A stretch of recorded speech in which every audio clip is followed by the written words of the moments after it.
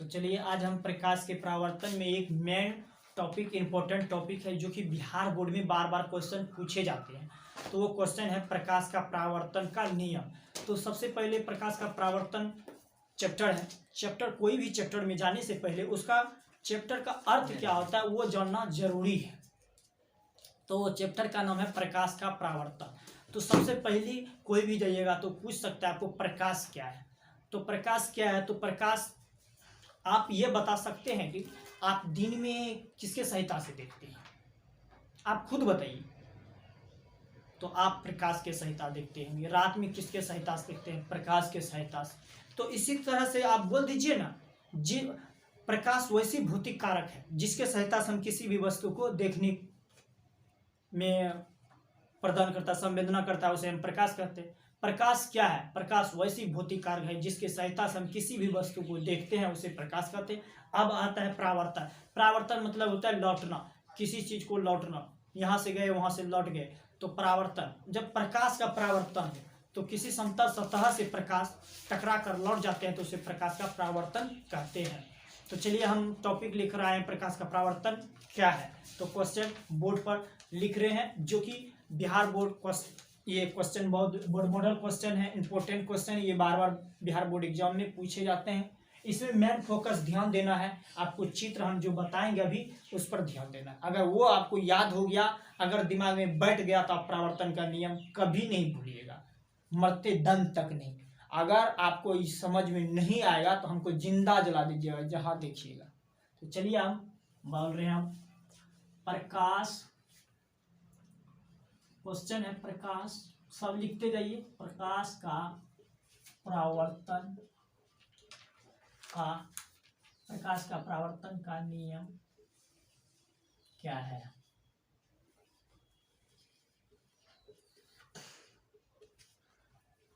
चलिए, प्रकाश का परावर्तन का दो नियम होता है, ये लिख लीजिए।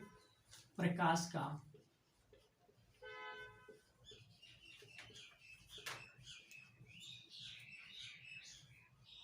परावर्तन नियम निम्नलिखित में दो प्रकार का होता है। ये हो गया, हल चालू है। अब हम आपको चित्र बताते हैं।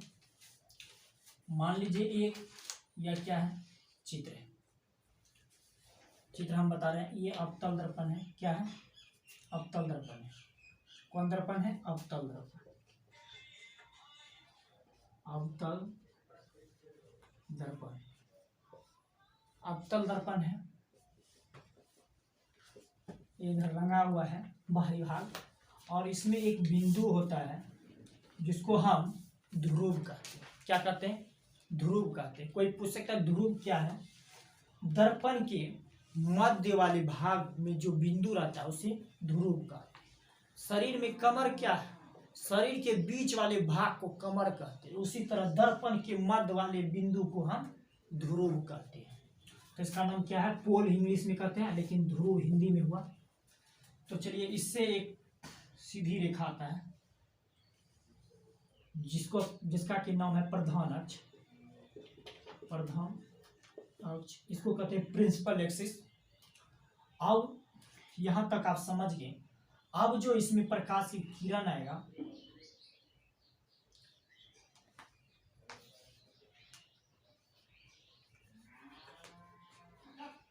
तो एक ये ध्रुव प्रधान अक्ष है। इस चित्र के बारे में बताए, प्रधान अक्ष है, और इसमें जो एक प्रकाश आता है इधर से, इसमें फोकस होता है, और ये यहाँ एक वक्रता त्रिज्या होता है, इसको फोकस दूरी कहते हैं।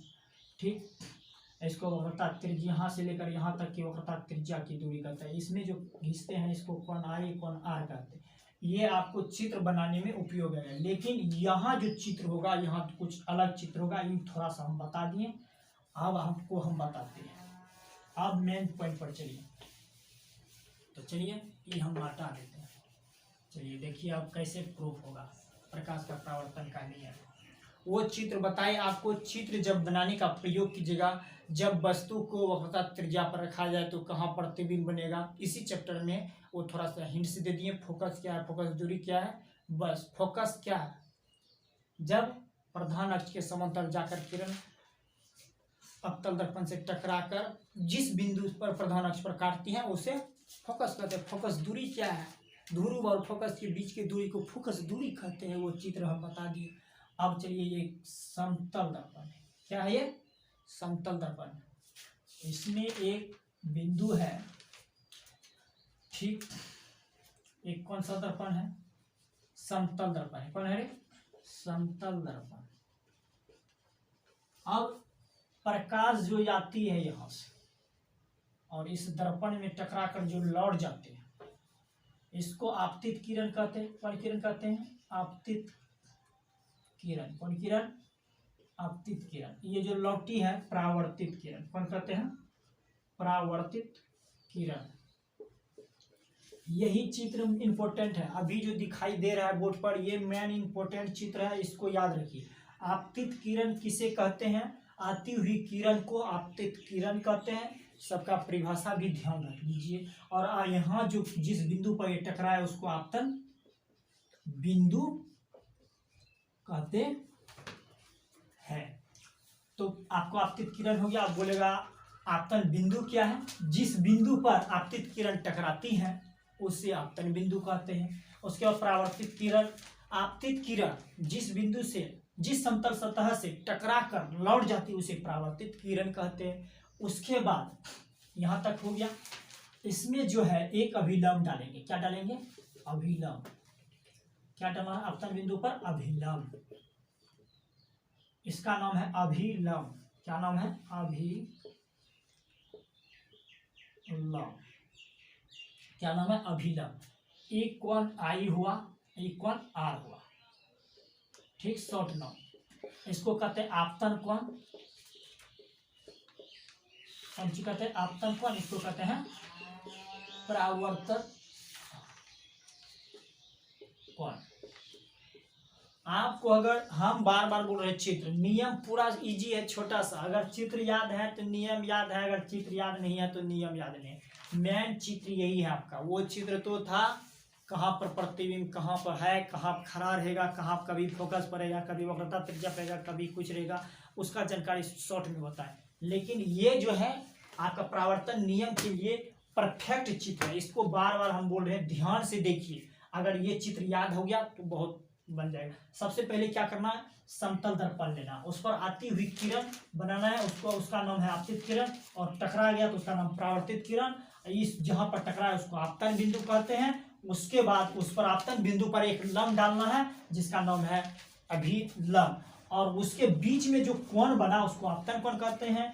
और इसके बीच में जो बना है उसे परावर्तन कोण कहते हैं। और एक नोट में आपको कभी भी पूछ सकता है आपतन कोण और परावर्तन कोण का कितना एंगल होता है। ये हर हमेशा याद रखना है, 45 डिग्री का होता है। कितना होता है, 45 डिग्री का, ठीक। कितना होता है, 45 डिग्री। क्योंकि ये लंब है, लंब तो हर हमेशा 90 डिग्री का होता है। ये कट गया कोण तो 90 का आधा 45 ही होता है, हाफ हाफ 45 डिग्री का कोण होता है। ये आपको याद रखना। अब हम ये अगर समझ गए तो आपको सबका डिफिनेशन बता देता है। उसके बाद हम परावर्तन का नियम। तो आपतित किरण क्या है, आती हुई किरण को आपतित किरण कहते हैं। और आपतन बिंदु क्या है, आपतन बिंदु जिस बिंदु पर आपतित किरण टकराती है उसे आपतन बिंदु कहते हैं। उसके बाद परावर्तित किरण। परावर्तित किरण किसे कहता है, आपतित किरण समतल दर्पण पर टकरा कर लौट जाने वाली किरण को ही परावर्तित किरण कहते हैं। उसके बाद अभिलंब क्या है, आपतन बिंदु पर डाला गया लंब अभिलंब कहलाता है। आपतन बिंदु पर देखिए डाला गया लंब अभिलंब कहलाता है। उसके बाद आपतन कोण क्या है, आपतित किरण और अभिलंब के बीच जो कोण बना है उसे क्या कहता है, आपतन कोण। और परावर्तन कोण अभिलंब और परावर्तित किरण के बीच जो कोण बना है उसे परावर्तन कोण कहते हैं। तो चलिए, हमारा ये टॉपिक नहीं था, फिर भी हम ये परिभाषा बता चुके हैं। अब मेरा टॉपिक है प्रकाश का परावर्तन का नियम। आपको देखिएगा, इसी से देखकर हम परावर्तन का नियम बताएं। आप एग्जाम हॉल में जाइएगा, जैसे ये क्वेश्चन आएगा हाथ में डायरेक्ट ऐसे कीजिएगा, ऐसे किए, ऐसे कीजिएगा और डायरेक्ट पहले ऐसे कर दीजिएगा, किए और इसका आपतित लगा दीजिए, इसका परावर्तित, इसका आपतन, इसका अभिलंब, कोणाई कोणाई आपतन कोण और परावर्तन कोण हाथ में बनाइएगा। देखिए हाथ में दिखाई दे रहा है, बनाइए और कोनो कागज में रफ में कीजिएगा। चित्र याद है तब ये परावर्तन का नियम लिखना है। उस वैसे भी चित्र जिसको याद हो गया उस बार बार हम चित्र पर फोकस कर रहे हैं। इमेज ये इंपॉर्टेंट है। इस जो जिस बच्चा को ये याद है, इसमें तो सभी परिभाषा कोनो पूछेगा 2 नंबर में वो याद कर लेना। उसके बाद और परावर्तन का नियम कर लेना है। ठीक, तो चलिए हम अब इस चित्र के अनुसार आपको हम परावर्तन का नियम बताने जा रहे हैं। सबसे पहले क्या लिखना है? आपतित किरण, परावर्तित किरण तथा आपतन बिंदु। जैसे जैसे चित्र में है, पहले कौन किरण है? आपतित किरण। तो आपतित किरण लिख दीजिए यहाँ, आपतित किरण लिख दिए, कॉमा दे दीजिए। इसके बाद क्या है? परावर्तित किरण। देखिए कोई चित्र देखकर परावर्तित किरण, आपतित किरण, परावर्तित किरण तथा ये डिस्टर्ब करेगा, हम मिटा देते हैं थोड़ा सा। ये समतल दर्पण इधर लिख देते हैं। आपतित किरण, परावर्तित किरण तथा आपतन बिंदु। क्या लिखना है? आपतन बिंदु। देखिए आपतन बिंदु पर क्या डाला गया है? लम। क्या डाला गया है? लम। क्या डाला गया? लम। लिख दीजिए आपतन बिंदु पर डाला गया अब लम क्या है? डाला गया लम। यहां तक हो गया। आपको ध्यान से देखना, आपतित किरण, परावर्तित किरण और आपतन बिंदु पर तथा आपतन बिंदु पर डाला गया लम। ये कुंची है, तीनों 1 2 3 1 2 3 तीनों एक ही समतल सतह में है। तीनों एक ही